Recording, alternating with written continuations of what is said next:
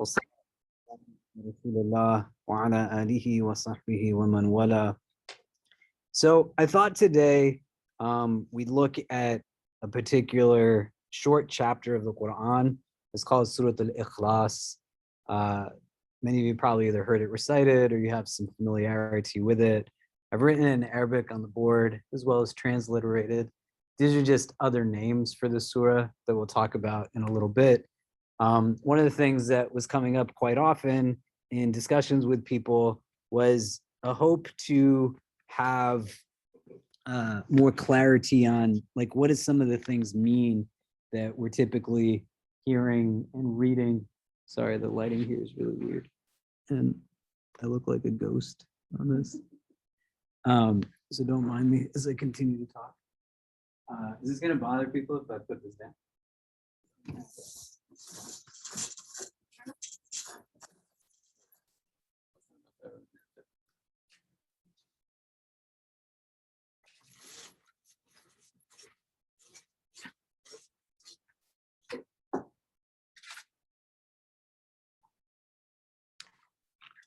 Oh, that's much better. And so this chapter has a lot of depth to it and a lot of meaning to it, and we see it mentioned again and again in the hadith. But it's also one of those things that can create a challenge in that when you just recite it again and again, it becomes very mechanical and it doesn't necessarily kind of impact in the way that it potentially could. So I thought we'd go through it word by word, look at some of the meaning, some of what goes into kind of extrapolating meaning from it as a chapter, and then just have discussion on kind of how we relate to it. Does that sound okay? Yeah, great. So this is one of the shorter chapters in the Quran. It's typically known to us as Surah Al-Ikhlas. Does anybody know what this word means in Arabic, Ikhlas, or has cognates in other languages as well, Urdu, Hindi, probably Bangla. But the word itself, any thoughts? Purity. Purity, because it's written up there. Look at that. That's why you're a doctor and the rest of us are just posers. So in this now, there's kind of an opportunity for us to understand something structurally about the Quran. A lot of the chapters in the Quran, some were named by the Prophet Muhammad, peace be upon him. Most were named by the companions of the Prophet. And what exists within it is an opportunity to understand just some of the relationship that they had with these chapters. The various names that they were to give was giving an indication that they had a deeper kind of connection to it. And in Arabic as a language, when you find a lot of nuance to meaning, it usually is rooted in a deeper connection to some kind of entity or object, right? There's like a dozen different ways to say love in Arabic, for example. But a lot of the nuance gets lost in translation because we just say love and we don't then really categorize it so definitively as they do in Arabic. There's like tons of different ways to say the word camel in Arabic, various forms of camels or different horses, for example. And so to build that connection in the names of things, we can in a bit look at what the different names were that the companions were giving to this, but more often we hear it as Surah Al-Ikhlas, right? A chapter that has to deal with sincerity, purity. Why do you think that's the name that it's given? So if we did like a rough translation of what this says, it says, Qul huwa Allahu ahad, that say he is Allah al-ahad, the one, Allahu samad, the Allah is self-sufficient. Lam yalid wa lam yulad, he was not born, nor does he beget children. Wa lam yakul lahu kufuwan ahad, and there's nothing that's an equivalent to him. So what's the relationship here with sincerity, purity, and some of what this means? What I'd like you to do is maybe just talk to the people around you. As people are trickling in with the weather, and we can kind of hear from one another like what this kind of evokes within us from a meaning standpoint, and then we can come back and discuss. Does it make sense? Why is it called ikhlas? Why is it called purity or sincerity? And go ahead. You want to come and join us?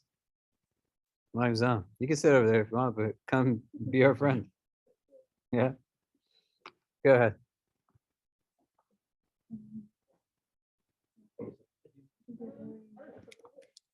It talks about the essentials of Islam. I think somebody or core points of Islam. He's one, and he doesn't need and it sort of talks about like who he is.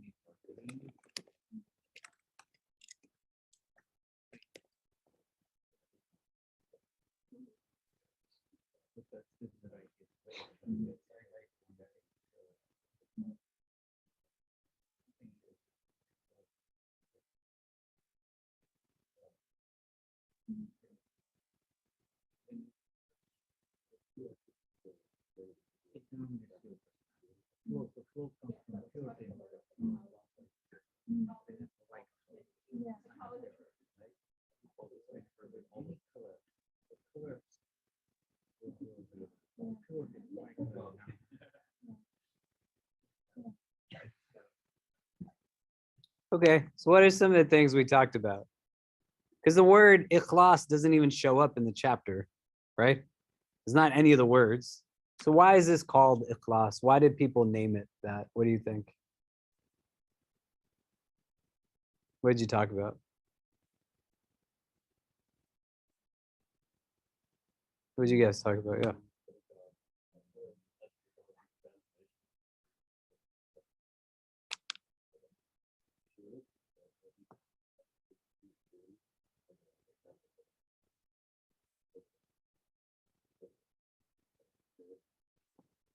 Okay. What were you gonna say?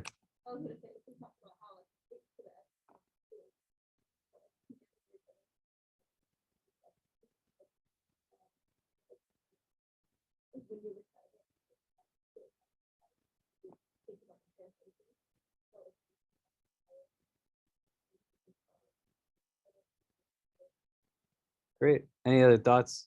What did you guys talk about?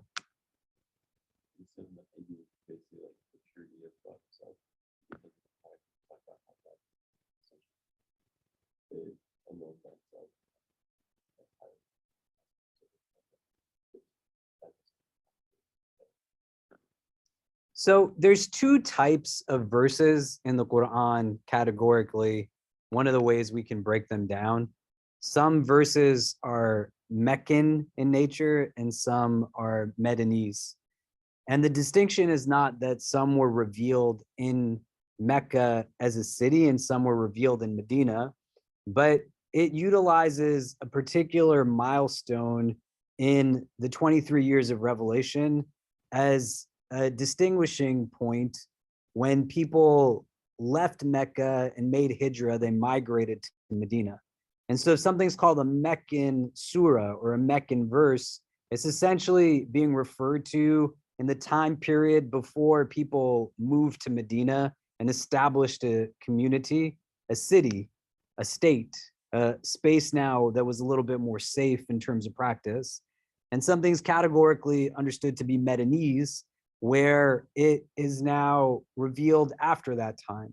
So you see a lot of characteristics of Meccan verses that essentially are now just speaking about God, the afterlife, oneness of God, a very pure monotheism. They're giving a sense of ethics, embrace of diversity, for example. You can see verses that refer to all of humanity, Ya ayyuhan nas, versus Ya ayyuhalladhina amanu, that refer to people who practice Islam in specific.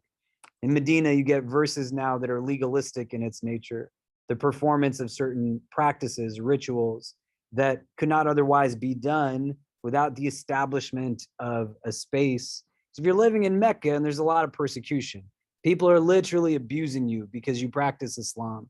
The early followers are individuals who come from the lowest social classes. They have the wrong skin color. They're not of the right lineage. They're not going to be told right from the beginning do's and don'ts. There's also a weaning process, right? So there's narrations in our tradition that say, if the first verses revealed said, do this, don't do that, nobody would have become Muslim. But the initial verses dealt with matters that made people's hearts tender. It softened people's hearts. It gave them an opportunity to really reflect and think. And you saw a lot that had to deal now with essentially the nature of who God was, right? This is a society, the Meccan society, that had conceptually the idea of an existence of a God that they named Allah. And it wasn't that it was a society that did not have a recognition of a divine entity or a multitude of divine entities. But there was now a narrowing down of what this meant in contrast to something that posited a pure monotheism theologically, as opposed to something that existed in the prism of atheism, agnosticism, or polytheism. You don't want to see this as a mechanism of looking down at somebody else's beliefs, but to start to now think more concretely, well, what does Islamic theology actually posit? Because when you attach yourself to a religion, the basis of it isn't, I'm Muslim because I pray 5 times a day, and that's what makes me distinct from somebody who's Christian or Buddhist or Hindu or Jewish or any religion. But what makes religion distinct from one another is fundamentally what the theology is, right? What does this thing base itself on in terms of belief? Foundational belief that makes somebody Muslim is what? What does like every Muslim believe? What do you think? So there's one God, right? So if somebody said, I'm Muslim, but I don't believe in God, or I'm Muslim, but I believe there's 2 gods or 5 gods or 10 gods, you're not being judgmental. Don't go to somebody and be like, there's something wrong with you. We're not talking about people in specific, but just broader understanding of abstract theology. One could say that doesn't fit into what Islamic theology posits.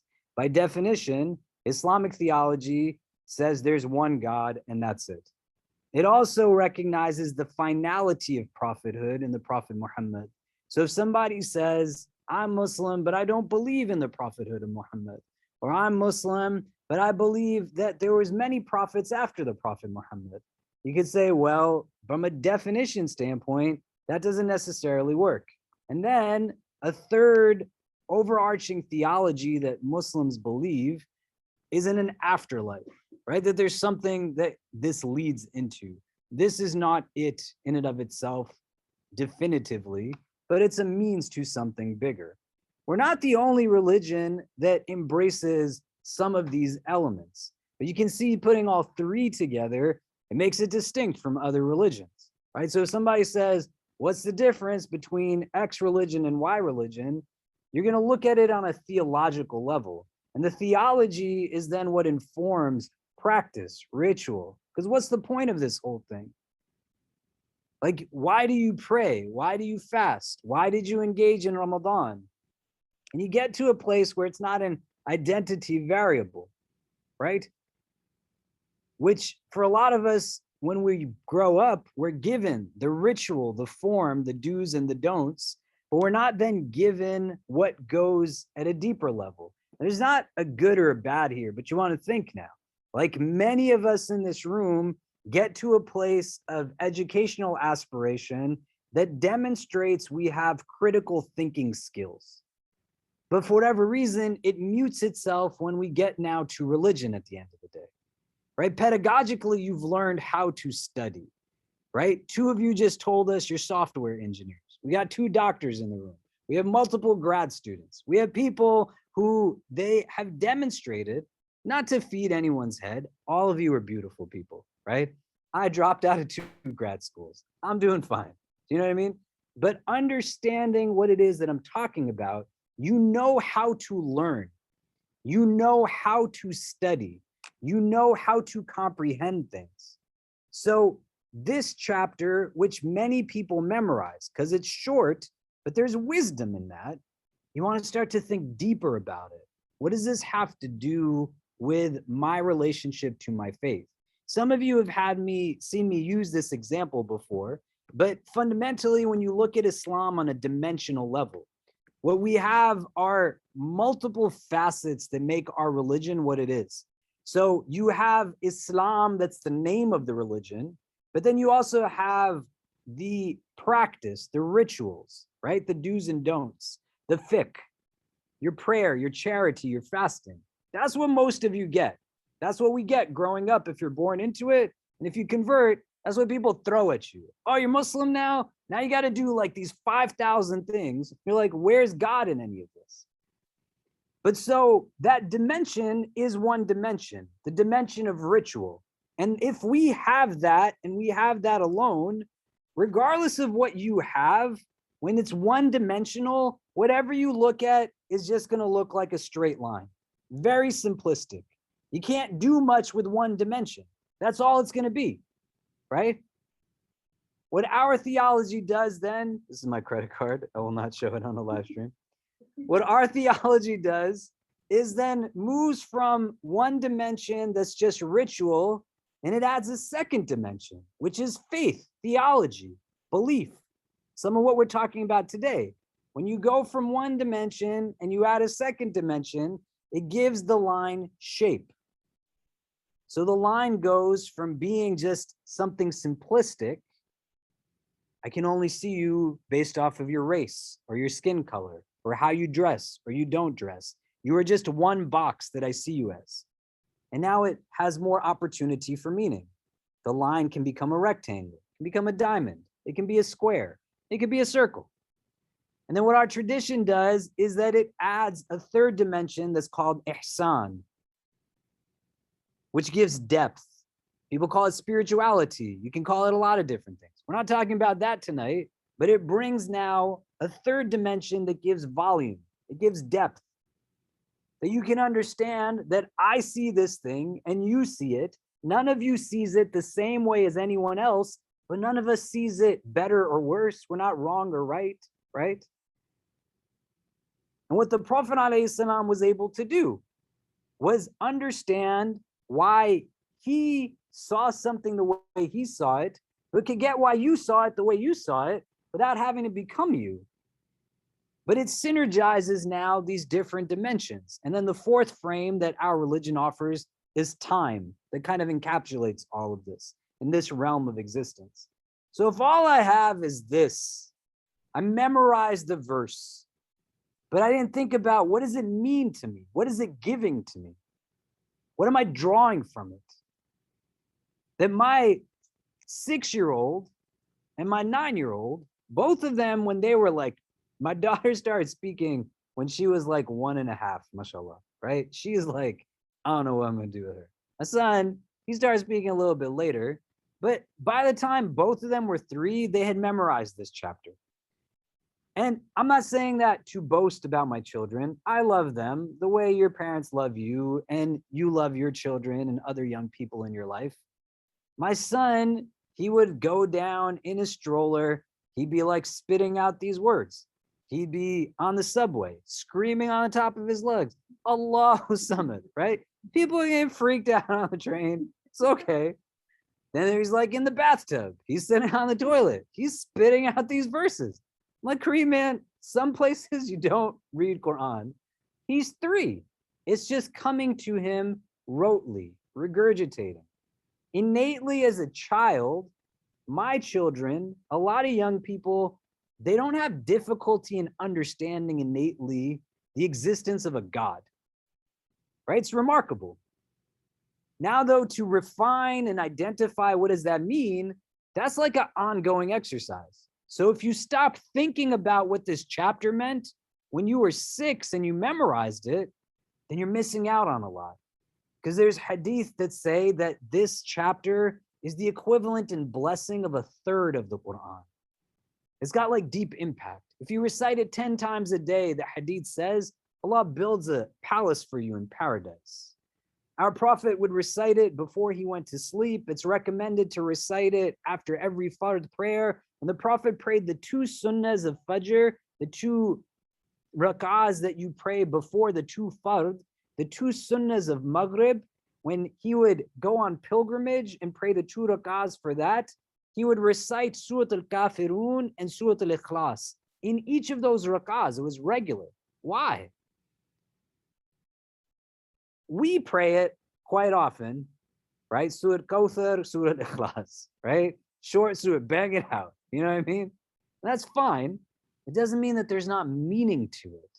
Then you take a pause to reflect. What does this mean?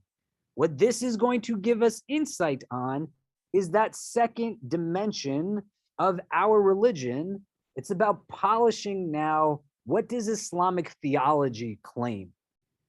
What does the Quran teach us about who God is? With an understanding that this is what this book is saying, to understand Allah in whatever capacity you can. Do you get what I mean? There's a concept now. So we talked about a couple of different things. I'm going to leave this here. Hopefully people can see and hear what I'm saying. I wrote a bunch of things here, but I'm going to write some more. So we have, like we talked about, some things that go into understanding the Quran from a Quranic science standpoint, right? So we talked about Meccan versus Medanese chapters, right? Verses of the Quran. This is said to be a Meccan Surah, right? It's said, some people say that it was a surah that's Medanese, but most would say that this was a chapter that was a Meccan surah. These are verses that are Meccan, right? So they talk about the things we said, like God, his oneness, etc., kind of cultivating it in people. There's a concept that also exists when we're looking at Quranic sciences. It's called s.a.w and nuzul, right? Or sabab and nuzul. That some chapters, some verses, they have what's called a reason of revelation, right? So like nuzul means sending it down. Like we have in Surah Al-Qadr, Inna anzalnahu fi laylatul qadr, that the verses, were sent down on Laylatul Qadr. They're coming down. It's revelation. Sabab in Arabic is like the cause, right? So if you say the word because in Arabic, you say bisabab, right? So sabab and nuzul is the cause of revelation. So essentially what's happening in real time is that people are asking the Prophet Muhammad sallallahu alaihi wasallam questions because he's interjecting now theology that's distinct from the prevailing theology of the people of that time, right? So they're asking questions about who is God. So they say, Sif lana rabbuk, that give us an insight into the characteristics of your Rabb, your Lord, your God. And so they're asking questions, right? What's he about? What is he like? What is he made of? What are the things that create him in that sense? And again, this is not to knock anybody's belief, but you have to understand what's going on contextually to be able to then bring it to a place of, how do I relate to some of this? So they're coming, and all they can understand this through is the prism of their own theology, their own theological experience. So the Meccan society is a society now that has built its entire economy off of the practice of religion that embraces multiple deities. And in that system, there's now an understanding of many gods, that Allah, as a God that they have named, has children, daughters. The angels they deem to be the daughters of God. But they're asking these questions And this chapter becomes a revelation in response to those questions, right? Who is your God, right? What is your God made of? What is your God created from? Like literally, right? What does your God eat? What does your God do? These are questions that they are asking. It's not an agitated interaction. There doesn't have to be this understanding that defines now a recognition of people who practice one religion and others only being able to go in a confrontational mode. And so when these questions are posed, the sabab an-nuzul for this chapter is that it's in response to these questions that are being asked. And to contextualize it, these are people who their intermediary between them and God involves now the form of worship that brings into the picture iconography, for example, right? So you see in various Christian traditions, the very deeply anthropomorphized understanding of God and a son of God that gives an indication that God is not just masculine in grammar, but very male gendered, Caucasian in race, right? We see that this is something that exists in Christianity. You can go to any church, there's a big statue of a white guy that is Jesus Christ, right? And so similarly now, 14 centuries ago, when this is happening, there's people who might not have that understanding of Christian theology, but they have it in terms of their own practice of religion. Here are the gods that we worship. These ones are made out of copper. These ones are made out of gold. What is the one that you worship made out of? What is the one that you engage? What do they do? How do they relate to others in that kind of divine system? And so you get verses that are revealed now that are in response to that. Does that make sense? So this first verse that comes, it says, "Qul huwallahu ahad," right? So the word "qul" means say, "huwa" means he, Allah is Allah, and ahad gets described quite often as the one. Grammatically, the word "qul" is like a singular person, right? If it was referring to a plural, like all of you say, it would say qulu. It wouldn't say qul. So qul is now being identified towards one person. And one would say, this is the Prophet Muhammad sallallahu alaihi wasallam, that he is being told, people ask you this question, this is what you're going to tell them, right? But by extension, it's also there for us to take benefit from. The huwa in Arabic is really interesting here grammatically, because in Arabic, you can have this sentence without the word huwa. It's basically re-emphasizing, because you have Allah and then you also have huwa, right?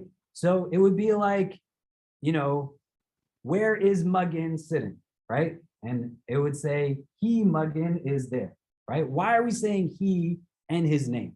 Do you know what I mean? But the emphasis here in Arabic as a literary device is one that is of distinction and distinguishment. It gives what is called in Arabic shan, like you're giving a different sense of dignity and beautification to the divine. Allah is the proper name for God in Arabic.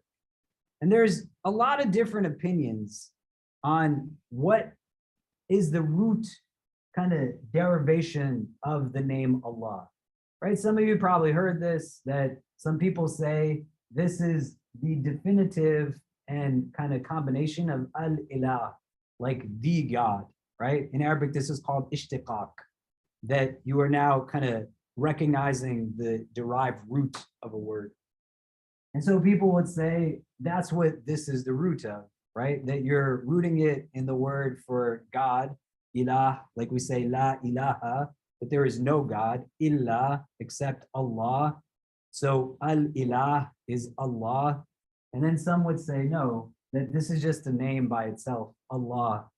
and there's no elision, there's no root. And how they look at that grammatically is when you use the vocative in Arabic, you say, Ya Allah, and it's still maintaining that form of Allah. We're going to go through it pretty quickly in time, but the point of this verse that we want to emphasize is this word ahad, the one, right? What does the word ahad mean? Like if you were to think about it, because again, we want to think about it in terms of nuance. So when we're talking about Allah is ahad, it can't just mean like one chair, right? It's got to mean something else. What do you think this means, ahad? What are other words that sound similar to this that you've heard before?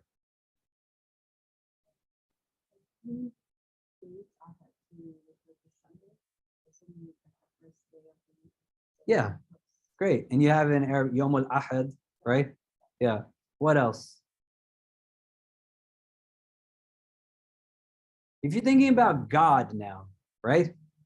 Like in a monotheistic sense, what does ahad mean? If you start to like just reflect on it.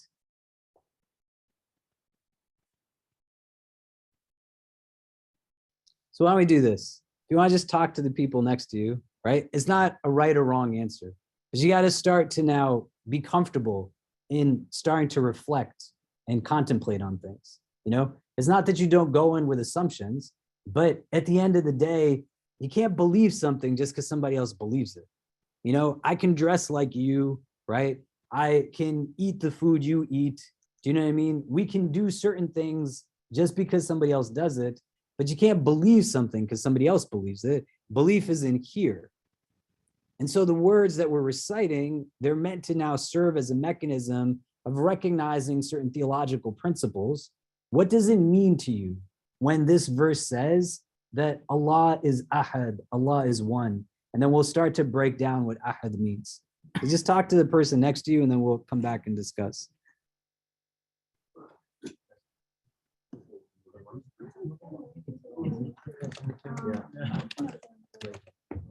I mean, I know it has one. I always I know there's also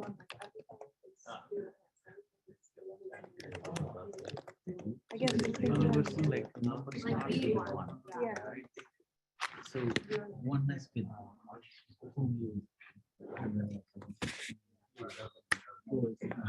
religion is Yeah, he is.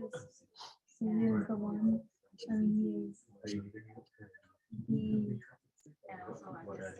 he the creator. Yeah. Yeah.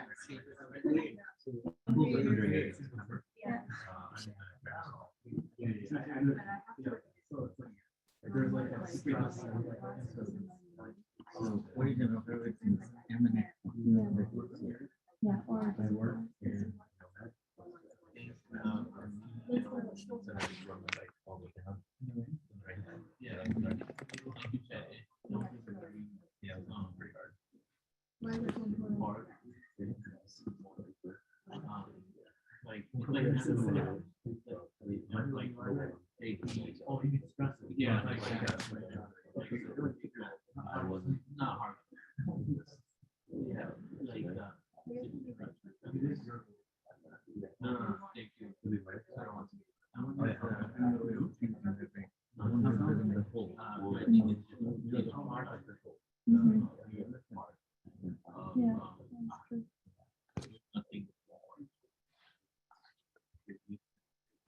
So what do we talk about? Who wants to start? What does it mean? Like God is one in this way? Yeah. The only one before the creator. We talked about how it allows there is no contradiction. Great. What else? Anything?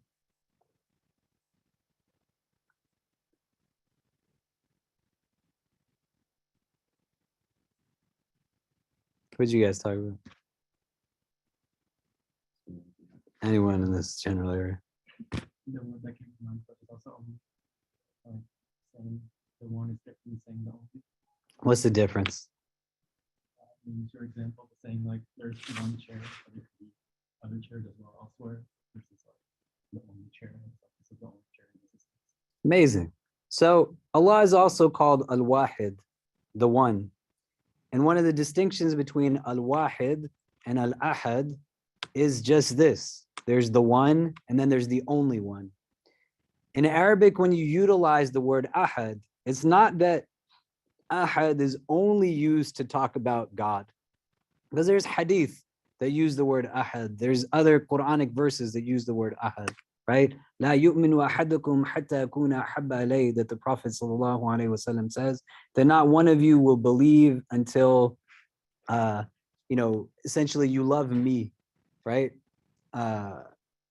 But that construct is there. When you say la ahad, it's used now in a way to negate someone. There's no one, right? Or ahad is combined with something. Ahadukum, right? One of you, one from you. This is the only place in the Quran, but also the only place where you have like ahad used in this way, uniquely, standalone by itself. And now the people are asking the Prophet, like, what's the difference between your Allah and our Allah? And the Prophet is telling them that my God is Ahad. Ahad in every sense of what it means to be the only one. There's no opposite of Allah. There's comparisons that can be made. You're not able to divide and build the only one. The way that you use the chair as an example. The chair can be broken into parts. My God cannot be broken down into things. Do you get what I mean? And you start to flesh out, well, what does this mean? Because La ilaha illallah essentially is like this chapter. And you start to think about the God that I'm connected to, the God that I have a relationship with, the God that I worship. Who is that God? And this is an important frame to understand. What are other names of God that you know of? Any? Ghani. Allah is Ghani, right? Meaning he's free of need, right? Self-sufficient. What else? Rahman, right? Allah is so compassionate, like the mercy is his prevailing characteristic. What else? Al-Wahhab, he's the giver, the bestower of gifts, right? So many divine names. We're taught, if all the trees in the world were pens, all the bodies of water were ink, you would exhaust them and still not write out all of the characteristics of the divine, right? Now think about what it means that Allah is Rahman or Ghani or Wahhab through the prism that he is Ahad. You don't understand them separate, but understand them together. Right? The Quranic verse says, "Laysa kamithlihi shay," that there's not anything that's like a likeness to him. So anything you conceptualize the divine to be, you understand that he is other than that. This is not a religion that anthropomorphizes God in any capacity. There is Allah, the creator, and he is distinct from creation. Does it make sense? And so Ahad becomes important, and it's hard for people to reconcile because it blows their mind, right? What are you talking about? That there are no others, but also there's like this uniqueness. It is a revolutionary idea in their society. One of the ways that people also think that this is a Meccan Surah, there's a very well-known instance with Bilal radiallahu anhu. Who's Bilal ibn Rabah, the companion of the Prophet? What do we know about him? He was slave, he was tortured. What else? He's That's Zayd ibn Haritha. Yeah. Bilal ibn Rabah. Yeah, go ahead. He called the adhan. Great, right? What else? He's a black man, right? He's Abyssinian. He's like the only black person people know, right? There's a lot more, but everybody knows Bilal is an Abyssinian slave. He's a black man. So in terms of a Meccan society that's rooted in lineage, who your parents are, what your place in society is socially, Bilal ibn Rabah is not deemed to be from the upper echelons. Even when he calls the adhan, when they're now at the Fath al-Makkah, they come back and take Mecca in mercy. The Prophet says, get on top of that Kaaba, this thing that everybody reveres, and called the adhan. There's people who are not Muslim and people who are Muslim that are not comfortable with Bilal's blackness, right? But inna akramakum indallahi atqakum, that the most elevated amongst you is the one with the most consciousness. Literally, he's standing above everybody, right? The Prophet says he hears Bilal's footsteps in Jannah. Bilal radiallahu anhu, when he's getting persecuted by the Meccans, there's an instance where they strap him down to the Arabian desert. The sun is blazing upon him, and they take a boulder and they start to crush his chest with it, telling him to recant his belief in Allah. What does he say in response to them? Huh? He says something similar, yeah. God is one. I don't know. He says God is one. How does he say it in Arabic? Yeah, he says ahadun ahad, ahadun ahad, Allahu ahad, right? Not only is he telling them that I'm not giving up on my belief, but this is what I believe. Allah is ahad. It's one of the reasons why people say, like, this is happening in Mecca. He's being taught, he's giving insight, and then he knows how to respond to them, because they're not saying stop believing in Allah. They already say we have this God, we have many gods. They're saying stop saying God is one. Stop saying that one God is the God of everything. Stop saying that we all now fall into a relationship with that one God and we have equity and equality. And in the face of it, they're like throwing a boulder on this man's chest. Not only is he responding, but he's responding in a way that has real hikmah to it. They're telling him, stop your belief. And he's saying, my belief is ahadun ahad. It's what this says. Do you get what I'm saying? Does that make sense? What am I saying?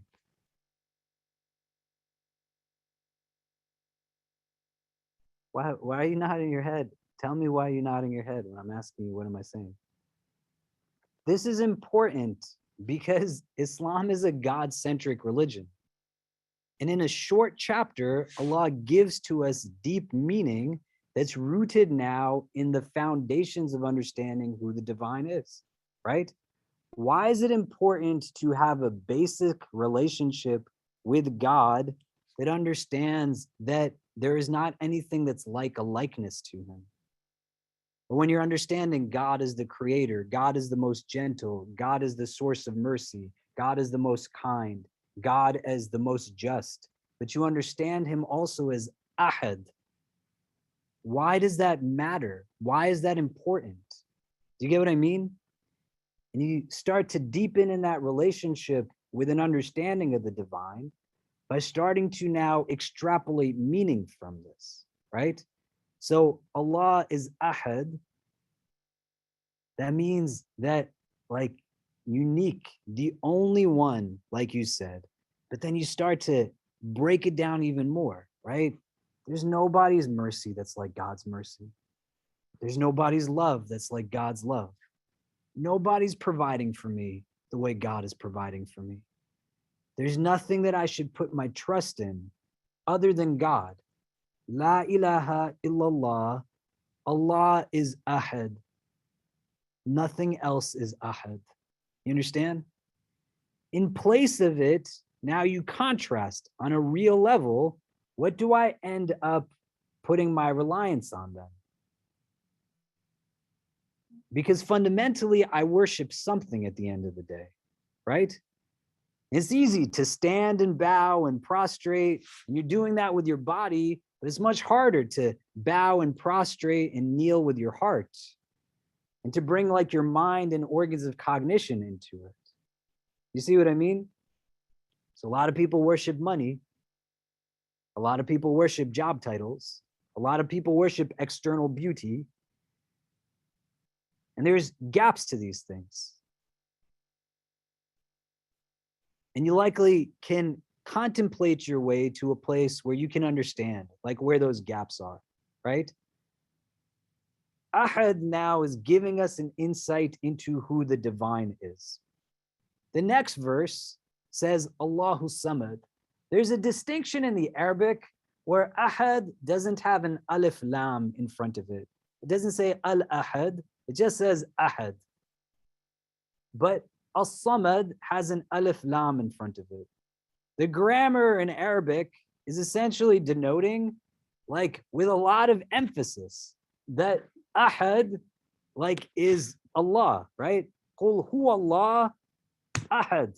Like that's what the absence of the alif lam is intending. That like know this, right? And language is important. Do you know what I mean? And it's crazy. You don't want to lose your connection to language because you can pick up a phone.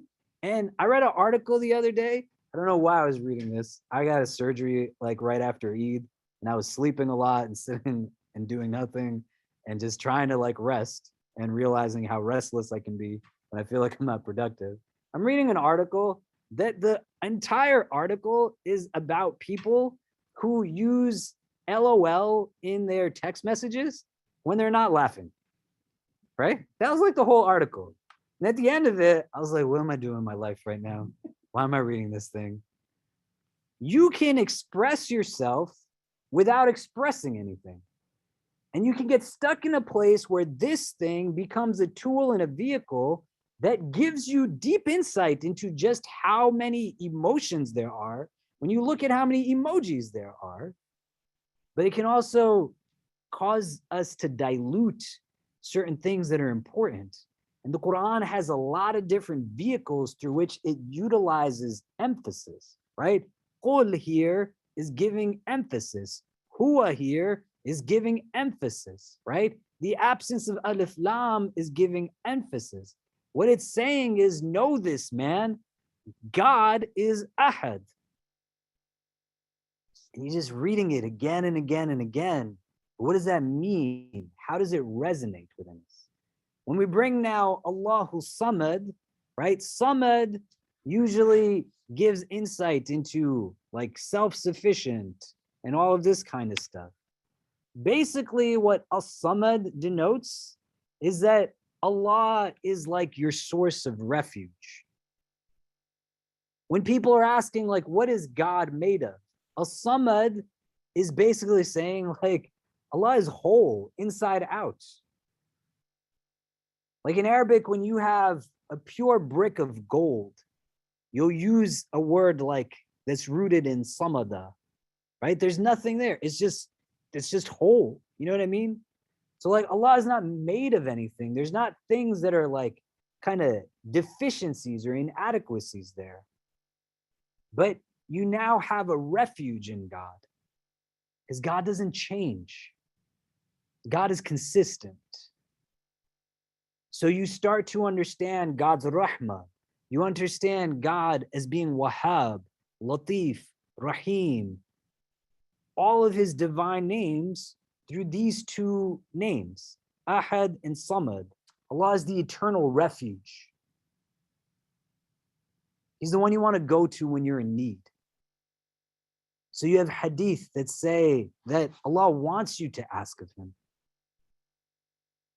Hadith that say God comes down in the last third of the night to see who's calling upon him. You have verses and tradition that give indication again and again and again that the one that you want to turn to is Allah.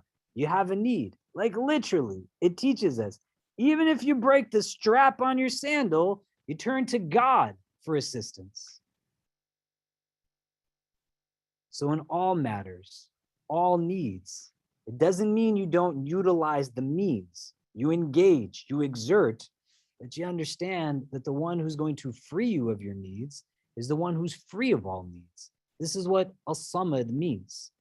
There's a tool in the Quran where you see attributes of the divine paired together. Al-Ghani wal-Kareem, right? Allah is free of need and he's Kareem, he's generous. Allah is Al-Hayyum wal-Qayyum, right? The living, the self-sustaining.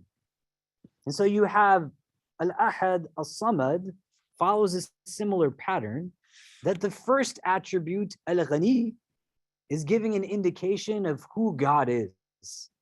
And the second attribute, Kareem, is giving an indication of how he relates to his creation. You see? So Ahad is teaching you about who Allah is, and Samad is teaching you how you engage Al-Ahad.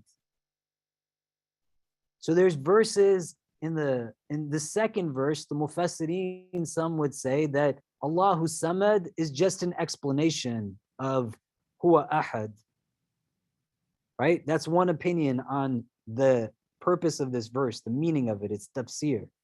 A second opinion says that it's in response to the questions that the Prophet is being asked. So they're asking questions and Allah is telling him, tell him that God is Samad, right? That God is not built the way that your gods or your conceptualization of God is. Do you get what I mean? What does this make you think about in your own relationship, your own kind of consciousness and awareness of the divine so far? Much more expansive than I've been known to think. Now, in the studying this year, I don't think I have the time. It encompasses all the needs and attributes of God. Okay. Yeah, great. What else? Yeah. Exerciser, imagine.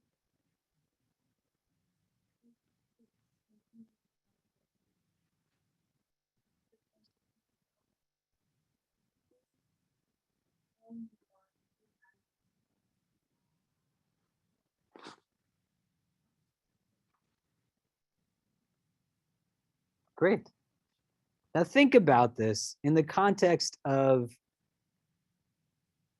other divine names, right? So we talked about Ahad. You're talking about As-Samad, right? The one that you're turning to. Allah is Al-Mujib. He's the one that answers your prayers, right? Allah is Al-Basir. He's the one that sees everything. He's Al-Alim. He's the one that knows everything, right? You start to understand and deepen in recognition through different names and see how they relate and connect to one another. And it's not meant to be like a hard task. You know what I mean? Because everything you have as a tool is given to you. You just got to sit down and feel empowered to pick up the book and just use the head that you were given to like sit and think, what does this mean? How does it connect? Grab a buddy and talk to them. But you start to now find empowerment. The Prophet ﷺ goes to Taif before Medina comes into the picture, right? Taif is hell for the Prophet. His wife asks him, what's the hardest day in your life? And he says, Taif. Taif was hard. He doesn't say we don't complain, there's no problems, right? They go through a lot of persecution, a lot of difficulty. He's trying to find a place where the people who are following him, who he's telling them, follow this message, there's benefit in it for you.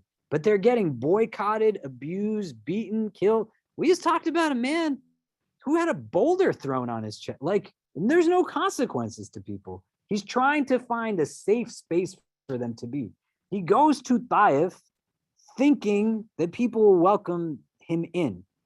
He's in a place where the opposite happens. The chieftains command the children and servants of the tribes to run him out. He's abused. We have narrations that say like excessive blood is flowing from his feet. His sandals get stuck to his feet because of the amount of blood that's coming out of it. He leaves from the town distraught, in a state of just disarray. And the first thing he does is he turns to Allah, right? And I want you to think about this in the context of Allah being as-Samad. The Prophet is turning in a moment of difficulty, but it's heightened because he also turns in moments that are not difficult. So embracing the notion that Allah is as-Samad is not just, man, I didn't get that job. Somebody passed away. I'm grieving. It's hard for me to figure out relationships. It's hard for me to know how to exist in this world. This is hard. That's hard. But when things are good, you still turn to as-Samad. You start to recognize that if I'm only turning in a moment of difficulty, am I turning in entirety from where the gain is for me? Because Allah is Ahad, that means that Allah does not benefit from you turning to him. Because Allah is Samad, Allah also is not benefiting from you turning to him, right? The gain is for who to turn to God. And that's not a question that's being answered with a supposed to answer. You don't want to just talk your way into a relationship with Allah. You start to bring yourself to a place that's like, why did I stand? Many of us in this room, we spent at least one night together a few weeks ago from the middle of the night till the sun rose, just like in prayer. Why? You get what I mean? My 6-year-old left the building in tears. Baba, I want to do qiyam with you. I'm like, Kareem, man, what? You don't even know what qiyam means, bro. Like, what are you talking about? You want to stay here because all these people think you're cute and they keep giving you cookies and snacks and all kinds of baked stuff. That's why you want to stay here. And he's like, Baba, I don't want to go home, right? Why did you stay? And it's not that there's not meaning to it. There is meaning to it. Don't start with a negative frame. You start with a positive frame. Yeah, there's benefit to it. Think about how that can be enhanced. And all we've done is look at a few words in a chapter that most of us recite again and again and again. Do you know what I mean? So what if you stood in that qiyam and you were like, Allah is an ahad. Allah is as-Samad. And Allah is my Lord, my Rabb, my God. These are not abstract conversations that I'm having or academic, but I'm embracing them. And I start to conceptualize my relationship with my Creator as one who I fully believe is these things. And even beyond it, because it's just giving me an insight based off of my limited capacity to fathom. Do you get what I mean? What I love for us to do for 2 minutes right now is just turn again to the people sitting with you. What are you taking away so far, right? If you just walked in, it's okay. Just find somebody else who's been sitting here. But what are some of the things that it's eliciting for you, right? Whether in your own kind of socialization, you want to pay attention to what comes up. Feelings of discomfort, feelings of relief, feelings of whatever it is. You don't have to name them, but in a space like this, it's not just about front-facing lecture. We don't want to regurgitate the same problem. It's somebody's telling you what to think, right? But you can embrace now your God-given capacity to choose what you think about and how you think about the things that you think about. And then we benefit from everybody's perspectives. You get what I mean? So be comfortable. Don't be the only one talking. Let others talk. But also that means don't be quiet. What are you taking away so far? And then we'll come back and discuss. Yeah? Okay.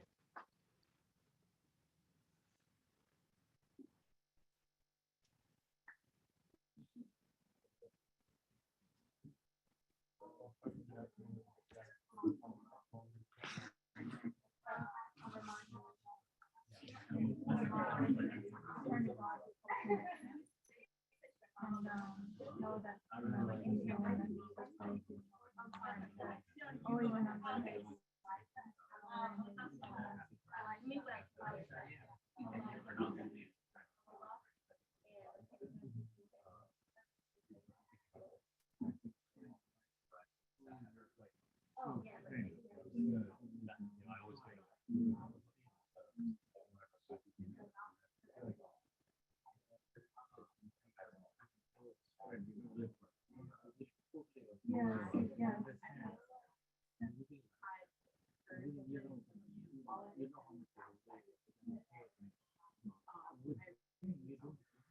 Very, very true. Very good point.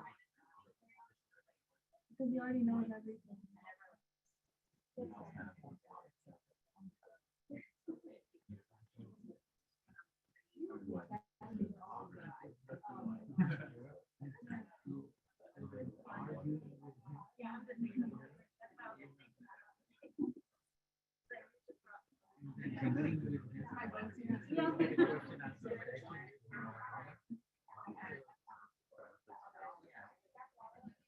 While you're talking about that, I want you to now think about the first question that we said.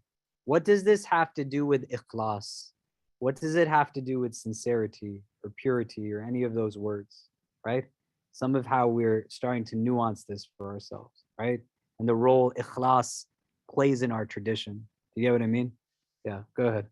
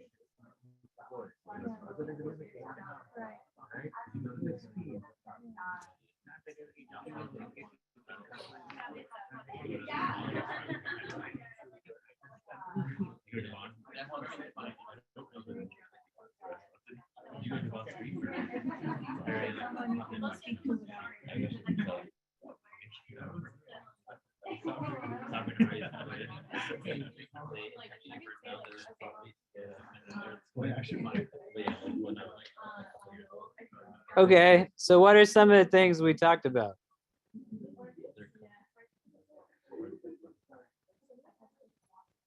These guys are talking about Sabri and Hari over here. This is great. Okay, yeah, yes. What Sabri and Hari is really good. If you've never been there, Chicago. Yeah. Oh man. What do we talk about other than Devon Street? Who wants to start? What about in the back? What did you guys talk about? What are some of the things you're taking away? How does this relate to ikhlas, sincerity? Like, why did they name this chapter so far, ikhlas? The word's not even in the chapter. We mainly talked about one, how language can encapsulate all the needs and feelings of Allah subhanahu wa ta'ala. And personally, I feel like there's a theme of infinite of each of these names. So much so that I'm just in awe every time I hear it. Listen to comments. Amazing. Yeah. Other thoughts from anyone over there? I feel like sound like Time's up. sorry, it's happening. It's nice to see you. Yes, I hope you're good. Oh, thank you. So, yes, going back to what my friend said, everyone has their own interpretation. I didn't like the example of the chair because I feel like that kind of singles it out as like that only one example or only one interpretation. Everyone has, and also there's the reason why there's so many concepts. I will have Great. just adding on. This is great. Amazing. Do you guys want to add anything? No? How about you guys over here? What did you discuss? One of the things that kind of resonated really well with me is when you were talking about the story of Khalid, is remembering Allah in times of despair. I think for me personally, obviously I do, but it's also remembering Allah in times of like happiness as well. Sometimes when I did some accomplishment or something like that, I become a little bit selfish. Like, oh, I'm the man. I did this awesome thing. As opposed to God gave me the opportunity to and the luxury to do something. So the great gratitude, it really resonated with me that gratitude is a really important value to have. Yeah.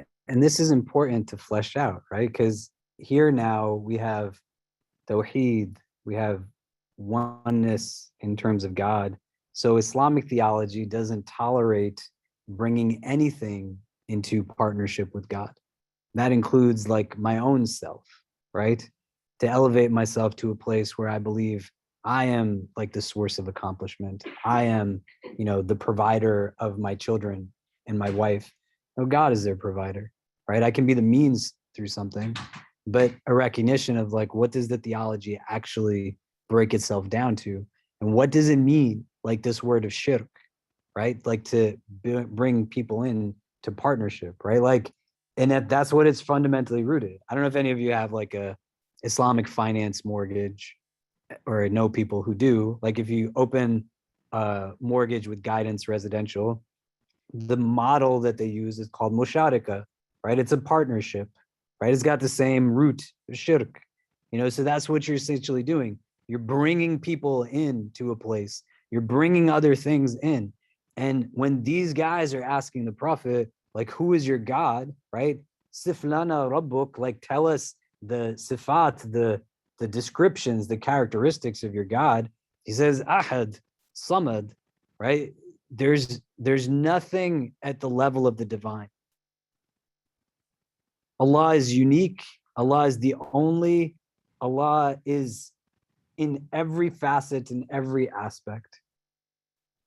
Allah is Samad. He is unaffected, unchanged, eternal in all of his existence. And this is where like that becomes critical to understand, because that La ilaha illallah, it follows this formula of ultimate negation and then absolute affirmation. La ilaha, there's no God. Illa, except Allah. That's it. So it necessitates removing everything else to then create what is then deemed to be mukhlis. So like, who are you doing what you do the things you do for? Right? It doesn't mean that you can't bring distinct elements to it, because we have narrations in our tradition that say, تَخَلَّقُوا بِأَخْلَاقِ اللَّهِ, that you want to embody the characteristics of the divine that you're able to. So the idea is that God is good, you want to be good, so then be what you can of what we know God to be, because that's good. So God is good and God is merciful, so be merciful, because God is good and being merciful is good, being like God. Does that make sense? So Allah is Samad. You turn to Allah because He is As-Samad, the eternal refuge, the one you turn to in times of need. So how do you actualize this? Somebody turns to you in need, don't push them away. You get what I mean? And you do it with a recognition of like, this is what goodness is.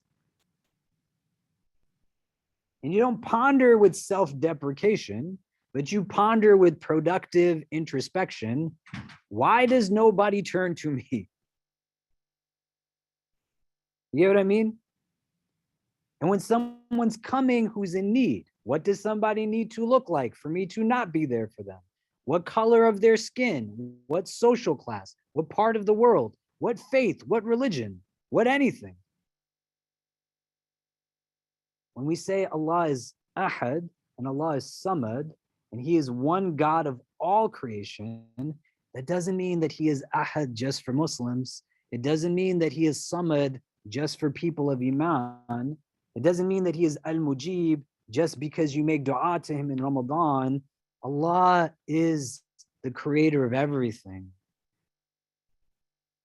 A God-centric religion that centers now an orbit of interaction, of diversity in all of its forms, necessitates understanding that people will turn to you. You don't want to push them away or like not even acknowledge and pretend like they're not there, because in your consciousness, they don't exist because you're only looking to people that look like you or from the same places as you. You see what I mean? And it's a different variation of this self-talk that's like, I did that. No, man, like God did it. And you relate to God. And you recognize how God relates to you. There's a paradox in our theology that in divine decree, absolutely, there is human agency. So you choose, you act, you decide. And the mukhlis necessitates bringing it back to this. Qul huwa Allahu ahad, Allahu samad. That's what it comes down to all the time. And if it's not coming back to that, then there's an absence of ikhlas. Because that's not la ilaha illallah if you're bringing something else now in partnership. You see what I mean? It's hard to at times be able to bring ourselves out of a negative cognitive bias. So you have to engage in what's called remembrance, dhikr. It's not just sitting down and pulling off beads and then just on your tongue saying Allah, Allah, Allah. But you take a pause from the kind of monotony of the world and you bring into your place a sense of, what is this all about? Who am I doing it for? Who is God to me? Otherwise, it's going to be just that simplistic perspective that we talked about in the beginning of this discussion. You're going to just see it through one dimension, the prism of just practice, and everything then is going to be absent of feeling empowered and connected. You get what I'm saying? And so it's giving you the recipe. This is what it's about. You want something to be pure? Don't do it for anything other than Allah. Because Allah looks for a reason to accept from you, not for a reason to push you away. How many people in this garbage world look for a reason to judge you and tell you why you're not good? Point out constantly what's wrong with you. They won't hire you, but they'll hire somebody else who looks like them. Even though you're more qualified than the other person, they'll pay you less because you're not the gender that gets paid more. They can sit and intellectualize in conversations and debates how practically your life will play out day in and day out. It's crazy. You get what I'm saying? So why do you do anything for them? Not in the sense of helping and assistance, but in pursuit of their validation. Why are you doing it in pursuit of what somebody else thinks? I walked here today. I don't know where my umbrella is. Is it here somewhere? I got a dinosaur umbrella with me right now. Maybe somebody took it. I don't know. It's my son's. I didn't have an umbrella. It's raining outside. And somebody is staring at me on the bus. They're staring at me. It's like, whoa, you have a nice umbrella, man. Like, thanks, you know. I hope you enjoy the munchies later, right? I need to protect myself from the rain. Am I going to be foolish and be like, oh my God, what will people think? I have dinosaurs on my umbrella. Nobody cares about me. Nobody's looking at me as much as I think that they are. It doesn't mean I'm insignificant. Al-Ahad still hears my prayers the way everybody else's prayers are heard. But it's not about what you're chasing after for the most part. And you're stuck in a prison in your head that starts to seep into your heart because you're trying to gain validation from what at the end of the day? So it doesn't become less difficult, but it adds a different prism. Why am I doing what I do? What am I in pursuit of? You get what I mean? Lam yalid wa lam yulad. Lam grammatically gives an automatic insight that this is something that was accomplished already, completed, a past tense, right? So Allah is not born, he was not begotten, right? It makes sense because Allah's existence then will refer to something that has already taken place. Lam yulad, that he also in the same past tense does not bear children, right? There's a lot of different things that go there, but from the standpoint of now recognizing what our theology is built on, our theology of God in Islam is built off of a negative knowledge. It's about knowing what God is not. Because of that verse, Laysa kamithlihi shay, there's not anything that's like a likeness to him. And so we're now recognizing the fundamental aspects of what makes Allah, Allah. So here now you have this in response again. These are people that are sitting and saying, my God has children, my God has this. It creates limitations that the Prophet is now giving response and answer to. That says here now we have one God, and this is a recognition that there's not an opportunity to be able to create competition. There's not an ability to say that there is multiplicity to power and knowledge and knowing in these ways across numerous entities. Look at the way the world functions. You have superpowers that are constantly in combat with each other, right? People exist at levels of equivalency in terms of what they harness. What does our media tell us about different countries in the world that we don't ally with? What do those countries? You want to see like funny tweets? Go look at the way Chinese politicians respond to American politicians. When these like right-wing Republicans are talking about America's greatness and these Chinese politicians respond, what's making you great? That you are killing Black people in your streets? That since the beginning of this year, you have had close to 200 mass shootings? That there are people dying in your streets that don't have health care? Do you get what I mean? Don't think about it from the standpoint of what you see or what you're fed in your educational institutions. See what other people think about this country and vice versa, but they're in competition. They're not sitting in a place of peace. You're powerful, I'm powerful, great. But entire nation states that now embody a sense of capacity just by itself creates conflict, creates agitation, creates war. Lam yalid wa lam yulad. There's nobody that's a partner of the divine.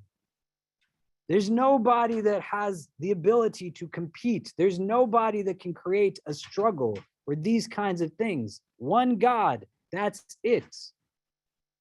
Some of the Mufassirin say it's miraculous that after this verse is revealed, there's no religion that comes into existence that then claims God has a child. That everything that's there predates Islam's advent. But post-Islam, religions come into existence. Scientology is not claiming certain things, right?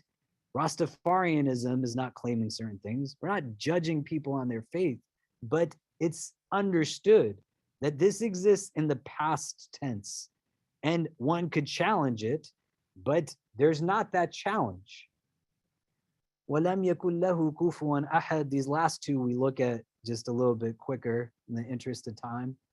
Grammatically, this verse, the last one, is not written the way one would speak Arabic, because the subject, ahad, is at the end of the sentence. If you were to read it in its actual Arabic, it would say, وَلَمْ يَكُنْ أَحَدٌ كُفُوًا لَهُ.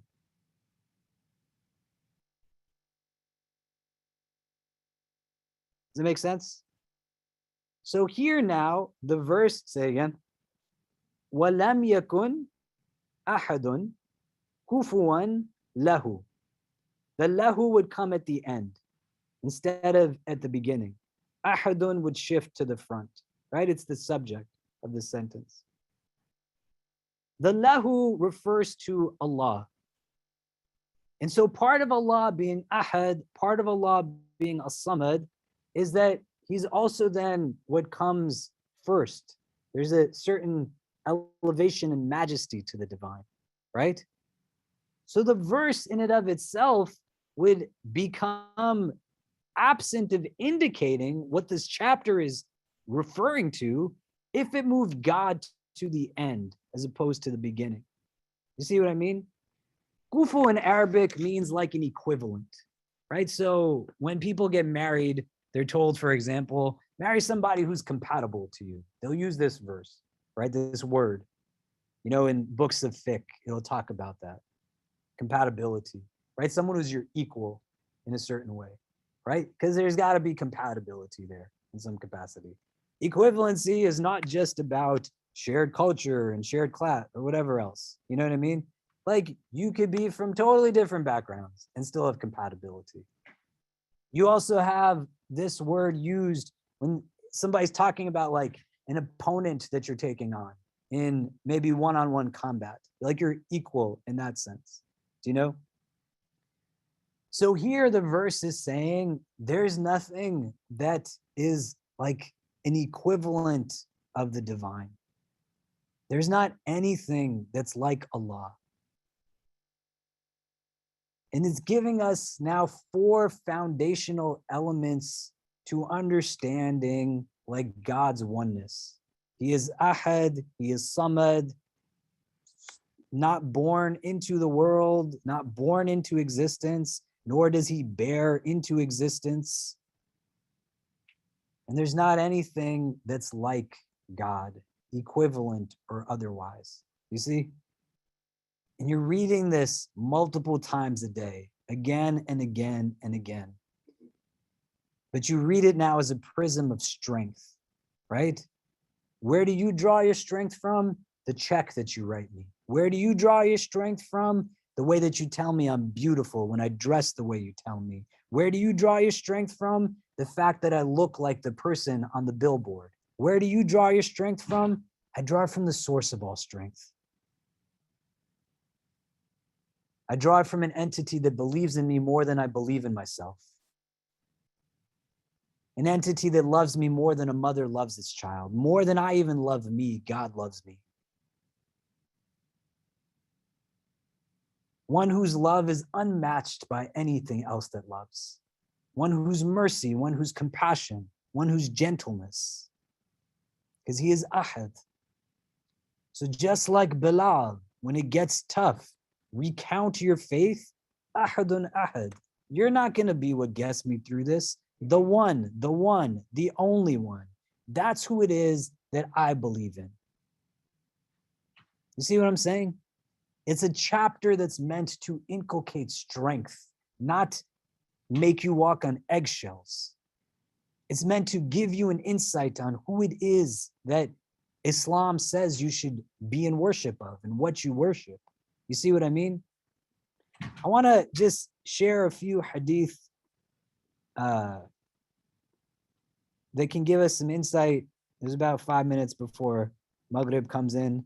There's a bunch of names that the companions had, which I thought was interesting. I wrote down a lot here. Probably can't read it because my handwriting is terrible, right? But this chapter is called Al-Ikhlas, like we talked about. It's called At-Tafrid, the unique. At-tajreed, it's something that's free of anything else. At-tawheed, just the word for Islamic monotheism, is called an-najah, the salvation. Al-wilaya, the protection. An-nisba, like the connection to Allah. Al-ma'rifah, the knowledge of Allah. Ma'rifah is like an intimate knowledge, right? It's not like ilm, 2 + 2 = 4, that's ilm. Fahm is if you understand something. So if somebody said, do you get this? 2 + 2 = 4, you could say, fahamtu, I got it, right? Afham, I understand, I comprehend. Ma'rifah is like intimate knowledge, right? The verse says, we were made into nations and tribes, lita'arafu, so that you know one another, right? Acquaintanceship. So ma'rifah is like knowing God in that way intimately. You know, you develop an actual relationship. Al-jamal, the beauty. Al-muqashqasha, the cure. Al-mu'awwidha, the refuge. It's called as-samad, the surah that is about the one who is eternally besought, right? Taking it from the second verse. Al-asas, the foundation. That this is what you build your religion on, and many more that are there. There's a hadith where the Prophet ﷺ said that say he is Allah the one, meaning Qul huwa Allahu ahad, is equal to 1/3 of the Quran. And the Prophet would recite these 2 surahs. So in Surah Al-Kafirun is 1/4 of the Quran. The Prophet would recite these 2 surahs in his bowings before the dawn prayer, meaning his 2 sunnah prayers before the Fard al-Fajr. He'd recite Surah Al-Kafirun and Surah Al-Ikhlas. And those 2 sunnahs are said to be in reward and ajr worth the entire world and everything in it. So why is he reciting these 2 things regularly, consistently, right? Building a relationship with it. The Prophet ﷺ, he said, a man said, O Messenger of Allah, I love this chapter, Qul huwa Allahu ahad. The messenger said, your love for it will admit you into paradise. A man heard another man reciting Qul huwa Allahu ahad over and over. So the next morning he came to the messenger of Allah and told him about it as if he thought it was not enough to recite. And the messenger of Allah said, by him in whose hand is my soul, indeed it is equal to 1/3 of the Quran. Why it's said to be 1/3 of the Quran is that when you divide the Quran into subsections, 1/3 is said to discuss Allah, his names, his attributes, right? And so this is essentially encompassing that category in its fullest. In another hadith, whoever recites the chapter 10 times completely, then Allah will build a palace for him in paradise. And many other hadith recited after the Fard prayer. So Ayatul Kursi and Surah Al-Ikhlas after your Fard prayers. Before you go to sleep, the Prophet ﷺ would recite Surah Ikhlas, Surah Al-Falaq, Surah Al-Nas. He would then blow into his hands and rub those hands around him as a protection for the night, right? There's numerous instances. A man was put in the position of leading the prayer, and he would always recite this chapter, then recite others. And the companions would get frustrated and say, why are you doing this? And they said to the Prophet, he does this thing. He said, go ask him and tell him I'm asking why. He says, I love this chapter. I love this surah. And when they tell the Prophet that, the Prophet says, like, tell him it's like his means to paradise, right? That his love for it. Why do they love this chapter? Do you know what I mean? And I'm saying this to you because when I read these hadith growing up, like, I didn't feel empowered by God. I felt like everything I did was wrong and everything was haram and everything was just always black and white. And I read these things and it's like, man, I read this chapter constantly. Why is it not making me feel more love? The idea is not about just the recitation of it. You got to like reflect on it and contemplate upon it and then build belief through it and conviction. What does it mean to you that Allah is ahad? What does it mean to you that Allah is as-samad? It can't just be, well, it means to the guy next to me this, so that's what it is. It's not meant to be Sunday school knowledge. It's not about, let me just spit out facts. I'm going to give a khutbah or a halakah. This is about a philosophy on life. And then you are then implementing it. But this part of it, conviction, belief, is inward. So it's not just read the book, but you nuance perspective by reading, listening, contemplating, and then you reflect on it. Like, what does it mean to me? How do I like start to love a chapter of the Quran? And I love it not because it's recitation or I recite it well, but I love it because of what it's telling me and teaching me and giving me of just strength and courage. You see what I mean? Does that make sense? Okay. Any last minute thoughts, comments, questions before we take a pause and we break for Maghrib and then we also end for today? Anything? What are people thinking right now? Yeah. I think I would sort of be the class and pray, but I don't know, just now I feel like it has more meaning to me. Like I never really analyzed it, so it's just like listening. Great. Anything else?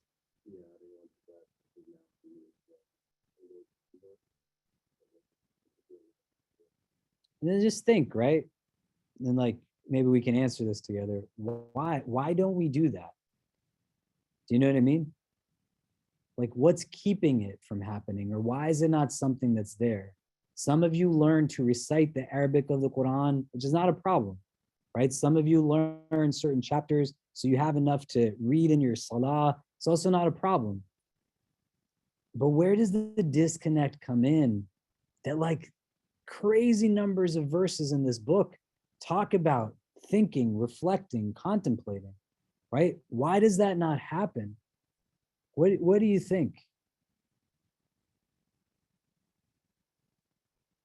A lot of it is probably linked to just not having enough contemplation. Just, I'd say, you know, like being distracted by the dunya, maybe. Not putting time into that and just doing the ritualistic acts. Who's teaching you, or how did you learn what the purpose of the Quran was to begin with? Where did you draw that meaning from for yourself? Do you see what I mean? Do you get the question? Right? Like we take directly and indirectly. So what's the whole point of this book to begin with? For you? And that might be something to just think about, and then think about it in the sense of, do you feel like you're doing that? Not in a negative way, you know, but we have like evolution to ourselves physically, emotionally, mentally. You don't dress the way you dressed when you were 4, right? You don't eat the way that you ate when you were 2. You have maturation that just happens organically. Your spiritual self also needs to have maturation to it, but it's deliberate. It's not going to happen on its own. So you got to carve out time. You see what I mean? So I thought we'd start with this. We're going to meet next Monday as well. Tomorrow, Sheikh Sahib is going to do a halaqah, and on Wednesday also. And then Sheikh Fiaz is doing one on Thursday, and Dr. Marwa is doing one on Friday. So definitely come to whatever you can. For those of you who have visitor access, we're renewing like your visitor access. I sent out an email to a bunch of people today. The rest of you, if you haven't gone already, probably get in a couple of days. I can only send out 1,500 emails a day on that. And we had like thousands of people get access to the space. But our hope was that we would start to attach iftar to this gathering so people could be encouraged to fast on Mondays. The building starting next week is going to close around this time. So unfortunately, we won't be able to do that. But what I would love for people to think about is like, how do we still do that maybe outdoors, you know? And who can help to coordinate that so that once we're done here, even if it's not iftar and people didn't fast, we still go have a meal together. We can still like connect, you know, sit in the park. We can sit in the other parks behind the library, so that there's kind of continuity to our engagement of each other. The last thing that I would just remind people of, we're going to start Jummah this Friday on the 5th floor in the bigger space. You want to start like making a point to purposely go to the Jummah prayer. I know that over the pandemic, a lot of us got used to like maybe just kind of not doing that.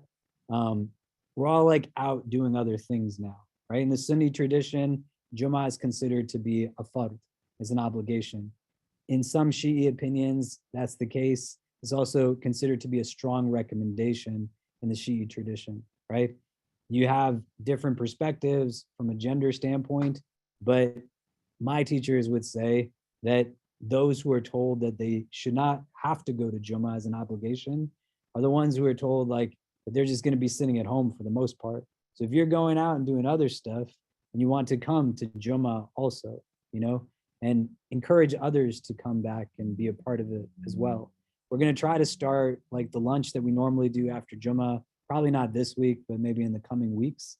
But if you tell people, tell them to come, they can sit in the space. Our students will still be here. Some of you are students, but a lot of students leave for the summer. The building is more empty. It's easy to like open a laptop. We have guest passwords you can log in on. You can work remotely from here, and you get out of your house and you come to like pray the Jummah prayer to take from its barakah. But come to these other halakas also. If you can't come to Jummah here, like go somewhere for Jummah, you know, and you start to reestablish that relationship with that prayer in specific. Okay, so we're gonna pause here. I'll see everyone next Monday, inshallah. And people want to make wudu, we'll call the iqama for Maghrib in a couple of minutes. Okay, assalamu alaikum wa rahmatullah.